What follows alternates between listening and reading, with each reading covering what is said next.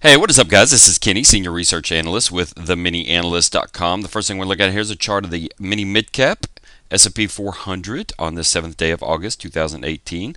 This is a Tuesday. So far, we've yet to have a turnaround Tuesday, a TAT, and but that remains to be seen as we are pretty close to our highs in the market. We'll look at that in a second on the daily chart, but right now we're looking at the boost.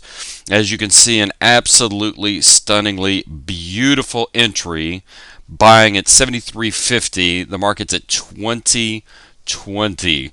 A beautiful $4,800 trade ish or so in 1, 2, 3, 4, 5, about 5, 6 days. So that's pretty impressive. A new green high in the boost, and over $500,000 in profit. 506. If we can get that to scroll out, $506,000 in profit over the last 10 years. These are, of course, hypothetical, but this system has been running essentially probably about 15 years, at least 10 years, unchanged. So you can't argue back testing, you can't argue curve fitting, but you do have to disclaim that these are hypothetical look back trades, and but that's why we continue to track them in live real time for you guys in our videos, and you can see these amazing gains that the system has been getting. So there's the boost, new green dot for the boost, and sitting on, like I said, about $4,600 in profit for the boost. Crypto's at 3,540, long to mini Russell contracts, and Mace is at 4620. It's kind of derivation of boost, Mace, but you're not getting that huge. Well, we can actually look at Mace. You're not getting the huge the leverage of the boost. You're just going with a single entry, but you're still getting these amazing returns that we've seen, that we've been tracking the Mace for you. And the SP System 1.0 also long. Now the AI 2-buy actually closed out its long position recently, so we'll look at that. Another green dot for the AI 2-buy. Beautiful, beautiful. Look at the equity curve. Look at the equity curve. Continues to just make money, and trades more frequently than the AI. And closed out, I don't know, $5,000 in gains or so, 2,700, 2,800, we'll call it.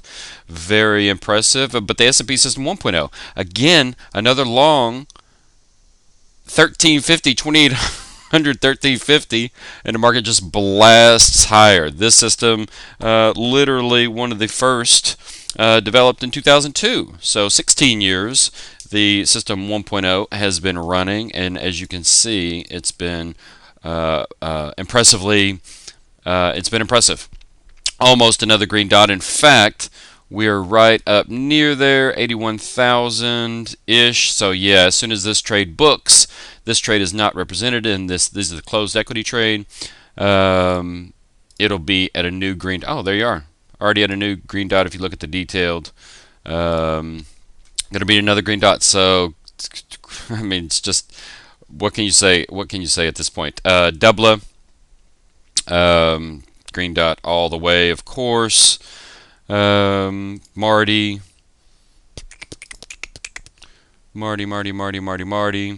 There's Marty. So we're looking at our systems. The Krypton actually also long, derivation of the crypto, but correlation really isn't there, as you can see. So that's good. Looking at the market.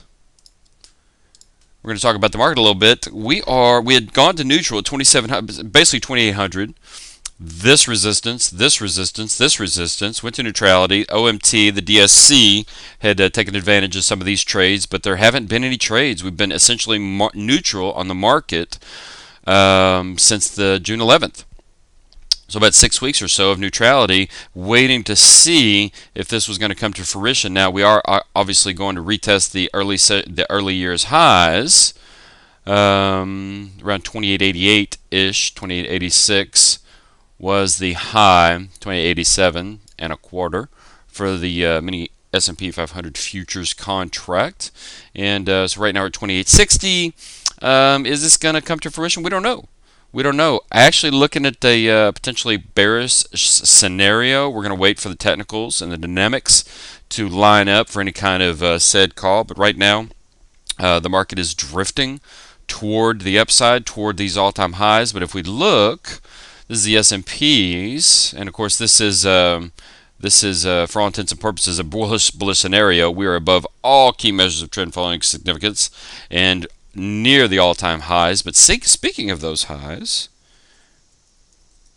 you have the Russell small caps just not really participating in this market move, coming up barely able to get to 1700. A lot of highs ahead of the recent move to the upside, struggling to get to even hold the confluence of all. So the Russell's just really not there. The mini mid cap is inching above, but it's right at its highs. Right at its highs. Look at that. 2011 was the early year high, but we've got all these highs at 2017-ish to 2720 or to 2020. And where are we now? We're at 2020. So does it look like the market's going to break out? I mean, it certainly appears that. Will it?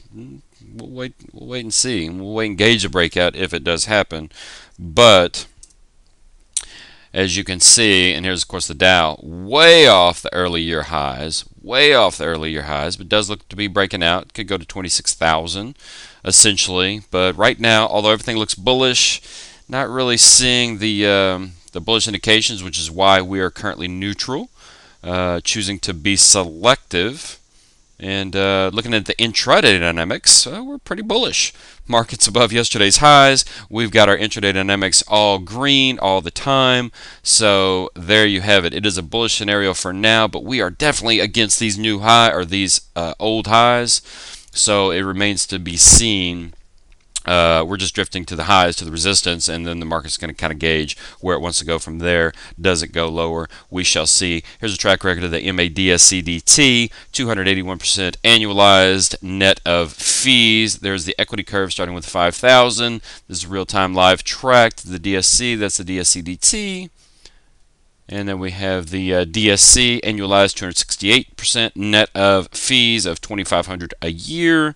And there's, of course, the equity curve for the MADSC, being able to take advantage of some swing trades that the DSCDT does not. You can go to the website and subscribe to these portfolios, any of these systems or portfolios, or the conglomerate in the Platinum, which takes advantage of all the portfolios. That's about a $100,000 portfolio in risk capital.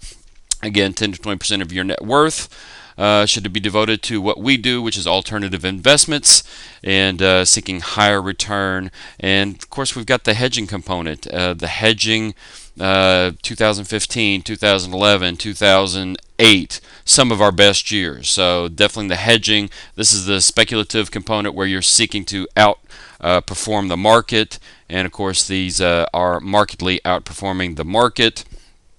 While limiting risk. Of course, we've been doing this almost 20 years, or about 20 years, so you definitely want to limit the risk, seek higher return, absolutely beat the market, but only use 10 to 20% of your portfolio to do so. So if you guys have any questions, go to the website, chat with support team live, or shoot us an email to admin@MiniAnalyst.com. Hope you guys are having a great week. Hope this helps, and we will see you next time.